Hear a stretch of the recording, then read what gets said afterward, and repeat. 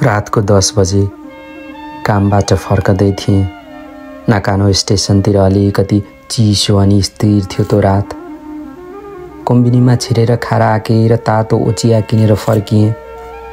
सडक पारी बलेका रातो हरियो सिग्नल बत्तीहरू सबै मिलेर एउटा अजीब किसिमको शान्ति बनाइरहेका थिए। रुममा फर्केर कोट झुन्डाएर म सोफामा आनन्दले बसेँ। फोन हातमै थियो। उनी बागलुङ्गे नानीको मेसेज स्क्रिनमा देखियो। लामै भोइस मेसेज पठाएकी रहेछ। कहाँबाट सुरु गर्ने भनेर अलि अक्मकाएको आवाज। दाइ, मेरो जीवन ठिक छैन। म विवाहित हुँ, तर त्यो विवाह जस्तो कहिल्यै भएको छैन। त्यही भोइसमा उसले बताइदिए उसको श्रीमानलाई उसको काम, थकान, शरीर, मन कुनैको मतलब छैन। उसलाई बस यति मात्र चाहिन्छ, बेला बेला यौन अनि काम र दाम। ऊ हरेक दिन मेरो ब्याङ्कको ब्यालेन्स हेरिरहन्छ। दाइ, एक एन कति आयो, कति घट्यो, किन छुट्टी लिइस्, कार्डबाट कहाँ कहाँ खर्च गरिस्, सबै जिज्ञासा। जसरी लेखा परीक्षकले गर्छ त्यसरी मलाई गर्छ। आवाज चर्को थिएन, तर कम्पनले उनको भोगाईको गहिराई देखाइरहेको थियो। उनको हिंसाको कथा सुन्दा मेरा सुन्ने कान पनि लडखडिन्थ्यो। त्यो सुन्दा म स्तब्ध भएँ। केही पल शब्दै छुटेन। नातिनु सके म केही गर्नुला नि। मैले सान्त्वना दिँदै भोइस मेसेज पठाएँ। तत्कालै सिन गरेको देखियो। सायद ऊ अनलाइनमा थिए। उसको मेसेज आयो, दाइ कुरा गर्न मन छ, डर लागिरहेको छ। उसले भिडियो कल नै गरी। त्यो रात नै हाम्रो पहिलो भिडियो कल भयो। स्क्रिनमा उसको अनुहार देखियो, गहिरा आँखा, तर आज चेहरा निर्लामका छाया बोकेर आएको थियो। ऊ मुस्कुराउने प्रयत्न गर्थे, जस्तै पीडा लुकाउनु पनि उसको दैनिकी भइसकेको थियो।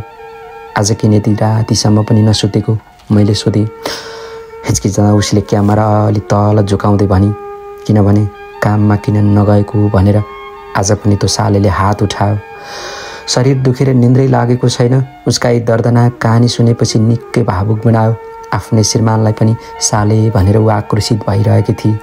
अनि उसले घुमाएर भनी, दाइ, अचेल म मानिस हुँ जस्तै महसुस भइरहेको छैन। म त छेडमा केही भन्नै सकिनँ, बस सुने, किनकि उसको कथाले धेरै वर्षदेखि खोजिरहेको सुनिदिने मान्छे पाएको थियो। रातको समय एक विवाहित महिला र म विवाहित पुरुष भिडियो कलमा व्यस्त थियौँ। मलाई कता कता अप्ठ्यारो लागिरहेको थियो, तर पनि ऊ यति धेरै आकर्षित भएर बोलिरहेकी थिए।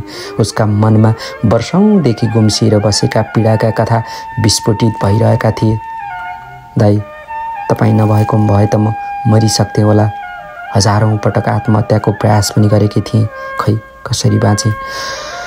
त्यो वाक्यसँगै म आफै झस्किएँ। उसले फेरि थपी, दाइ, तपाईँ त मेरो सहारा हो, मेरो प्रेम हो, भगवान हो। म यति चाहन्छु तपाईँ मसँग कुरा गरिदिनु, त्यही नै म बाँच्ने ओखती हो। उसको अनुरोधलाई म नकार्नै सकिनँ। उसका कहानी सुनिरहेँ। त्यो रात उसले आफ्ना कथाहरू बेलबिस्तार लगाई।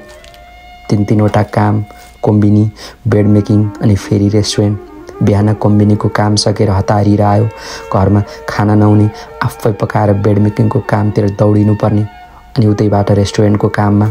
कहिलेकाहीँ यसो बिदा बस्यो भने श्रीमानको टोकसो, भाषा नजानेर काममा पाएको गाली र घरभित्रको हिंसा सबै उसको आवाजमा समाहित थियो। यही बीच मैले सोधेँ, आज काममा नगएको? आज बिरामी छु। मैले सोधेँ, के भयो?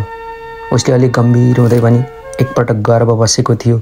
म त खुसीले रोएँ दाइ, तर उसले हिसाब किताब देखायो।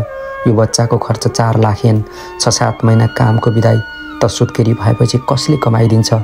यहाँ बच्चा पाउन आएको हो र कमाउन आएको। अहिले बच्चा जन्माउनु सम्भव छैन। अनि मलाई बच्चा फाल्न लगायो। औषधि खा भनेर धम्कायो। औषधि खाएँ। आज ब्लिडिङ भएर शरीर बर्बाद भयो। दाइ, काममा बिदा बसेको गाली गर्छ। उसका शब्दहरूले जापानमा दुःख लुकाएर बाँचिरहेका सयौँ नेपाली महिलाहरूको कथा सुनायो। नानी, एउटा कुरा सोधौँ, तिमी किन मलाई मात्रै सबै कुरा सुनाइरहन्छौ? मैले सोधेँ। यहाँ त धेरै महिलाहरू हुनुहुन्छ, म त विवाहित पुरुष। कहिलेकाहीँ त लाग्छ यो कुरा सुन्न पनि मलाई अप्ठ्यारो हुन्छ। दाइ, म यो कुरा धेरै दिनदेखि भन्न चाहन्थेँ, तर हिम्मत हुँदैन थियो। म तपाईँलाई धेरै वर्षदेखि फलो गरिरहेको छु। मैले तपाईका पुराना फेसबुक स्ट्याटसहरू पढेकी छु। प्रवासीहरूको पीडा, नेपाली समाजका समस्याहरू, यी सबै तपाईले यति इमानदारी लेख्नु भएको देखेँ। त्यो देखेर लाग्यो यस मानिसको हृदय सफा छ। म एकछिन स्तब्ध भएँ। केही शब्दहरूले मन नै भारी बनाइदिए। उनले यति गहिरो ध्यान दिएको मैले कल्पनै गरेको थिइनँ। दोस्रो कुरा, म तपाईलाई मेरो कथा सुनाउँदा तपाईँ पक्कै ध्यानपूर्वक सुन्नुहुन्छ। तपाईँ पत्रकार हुनुहुन्छ, त्यसैले म सधैँ चाहन्थेँ मेरो जस्तो कथाले अरू महिलालाई नपिरोलोस्। कसैले त लेखिदिनुपर्छ, सुनिदिनुपर्छ, समाजलाई देखाइदिनुपर्छ। मलाई लाग्यो तपाईले लेख्नुहुन्छ, देखाइदिनुहुन्छ। दाइ, धेरै डर लाग्यो। कसरी बोलौँ, दिल खोलेर आफ्ना कुरा कसरी राखौँ? तपाईँ विवाहित हुनुहुन्छ, म पनि विवाहित। मसँग बोल्ने, मेरा कुरा सुन्ने कोही थिएन। अनि तपाईँका बेला बेलाका स्ट्याटस, साहित्य र भिडियोमा सुनिएका आवाजले मनमा ढाडस दियो र म तपाईँसँगै सबै कहानी सुनाउन हिम्मत गरेकी। म एकटकले उसका कुरा सुनिरहेँ। त्यो रात एक भावनात्मक रूपमा अझ बढी नजिकीको दिन। म उसका शरीरमा देखेका नीलडामहरू हेर्न सकिनँ। त्यही क्षण मनभित्र एउटा अपरिभाषित नाता पलायो। यो प्रेम थियो कि जिम्मेवारी? मेरो मनले जवाफ दिएन, तर उसको आँसुले पनि सहारा खोजिरहेको थियो। त्यो दिन भिडियो कलको अन्त्यमा उसले भनेकी थिए, तपाईँ नहुँदा म फेरि त्यही अँध्यारोमा फर्कन्छु दाइ। उसले एक वाक्य प्राय भन्थे, तपाईसँग कुरा गर्न थालेपछि आफू सुरक्षित भएको महसुस गरेकी छु। उसले मसँग हाँस्न सिकेकी थिए। हामी दुवै विवाहित थियौँ। म उनको जीवनमा अनावश्यक उपस्थित हुन चाहँदैनथेँ, तर भावनामा लगाम कसरी लगाउने? एक साँझ हल्का अनलाइन देखेपछि मैले नै म्यासेज गरेँ, नानी के छ आज? थोरै समयपछि उसको लामो म्यासेज आयो, जसमा फेरि पीडा मात्र थियो। ठिक छैन दाइ, घरमा झनै झगडा भयो। त्यो सालेले आज पनि घेपिरै कुरा गर्यो। के भन्यो? उसको सिधै भोइस म्यासेज आयो। आवाज काँपिरहेको थियो। दाइ सुन्नुहोस् न, ऊ भन्छ त यहाँ डिपेन्डेन्टमा आए कि के हैसियत छ तेरो? मेरो आम्दानी छैन भने त कहाँबाट खान्छेस्? मैले कमाएको पैसाले त धन्न बाँचिरहेकी छेस्। उसले फेरि अगाडि भनिरहेकी थिए, जापान मजाको र पैसा चाहिन्छ पैसा। यहाँ भावना र मायाले काम चल्दैन। काम नगरी बसेर के नाटक गरिरहन्छेस्? हिजो पनि यस्तै गरी चिच्यायो दाइ। म मौन भएर रोइदिएँ। उसको आवाजमा अपमान, एक्लोपना र निराश एकसाथ मिसिएको थियो। यो त अति भएन र? मैले म्यासेज छोडेँ। उसले फेरि लेखी, त्यो साले हरिलण्ठकको नजरमा म शून्य छु। ऊ भन्छ मैले काम गरेर कमाएको छु, त खाली बिरामी भएको बहाना बनाएर कामै गरेकी छैनस्। दाइ, कहिलेकाहीँ त लाग्छ म मान्छे नै होइन। उसको पीडा केवल शब्द मात्र थिएन, जापानमा बसेका धेरै नेपाली महिलाहरूको साझा घाउ थियो। उसका श्रीमानले गरेको अपमानजनक व्यवहार सुनेपछि म एक दिन केही कडा स्वरमै उनलाई लेखेँ, नानी यस्तो व्यवहार त सहनै नसकिने कुरा हो। जापानमाथि धेरै नेपाली सङ्घ संस्थाहरू छन्। तिमी चाहन्छौ भने कानुनी सहयोग पाइन्छ। उनीहरूले तिम्रो श्रीमानलाई सम्झाउने वा कारबाही गर्न सक्छन्। थोरै बेर म्यासेन्जरमा टाइपिङ मात्र देखिन्थ्यो। अन्ततः नानीले लामो म्यासेज पठाए, जसले पुरा पढिसक्दा मन नै भाँचियो। दाइ, त्यो तपाईँले भन्नु सजिलो छ, तर भित्रको यथार्थ अर्कै छ। जापानका अलि चल्ता फुर्ता सङ्घ संस्थाको मेरो श्रीमान दाता हो। उनीहरूको कार्यक्रममा दान दिन्छ, स्पोन्सरकर्ता बनेर बसेको छ। त्यो पढेपछि म चकित परेँ। नानीले रोकिएर टाइप गर्दै थिइन्। एउटा अर्को ठुलो म्यासेज आयो, हामीले देखेका सङ्घ संस्था जति छन् त्यहाँ उसैको कुरा सुनिन्छ।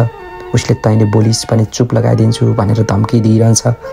त्यसैले कहिले बोलिनँ। मलाई अप्ठ्यारो भयो। मैले सुझाएको बाटो नै उसैको लागि बन्द ढोका रहेछ। मैले सोधेँ, नानी त कस्तो दाताको शक्ति हो र मानिस यति धेरै डराउने? उनले तुरुन्तै टाइप गरेर पठाइन्, दाइ उसले हरेक वर्ष कार्यक्रममा लाख येन सहयोग गर्छ, भाषण गर्छ, हरेक कार्यक्रममा ठुलो मान्छे भनेर हिँड्छ। मलाई कसैले विश्वास पनि गर्दैन कि यस्तो मान्छे घरमा आएपछि डिपेन्डेन्ट भनेर आफ्नै श्रीमती थर्काउँछ भनेर। त्यो पढेर म केही बेर नबोली बसेँ। उसले लेखेका शब्दमा यस्तो चोट थियो जसले कानुनभन्दा ठुलो समाजको डर देखाउँथ्यो। उसले लेखेको अन्तिम वाक्य सबैभन्दा पीडादायी थियो। रोकिएपछि उसले फेरि लेखी, दाइ यहाँ सबै उसैको मान्छे। यदि म उजुरी गर्न गएँ भने उनीहरू नै उल्टै मलाई दोषी बनाइदिन्छन्। म इज्जत सकिएकी महिलाको नाममा चिनिन सकिनँ। मेसेजको अन्त्यमा एक लाइन आयो, दाइ न्याय त पैसा दिने मान्छेलाई मात्र मिल्छ। मैले सोधेँ, त्यसो भए अब तिमी के चाहन्छौ? उसँगको डिभोर्स अनि हजुरको साथ। जापानमा हावा चल्छ, रेल चल्छ, मान्छेहरू हतारिन्छन्, तर कसैको मन हेर्दैन दाइ। तपाईँले मात्र हेरिदिनु भयो।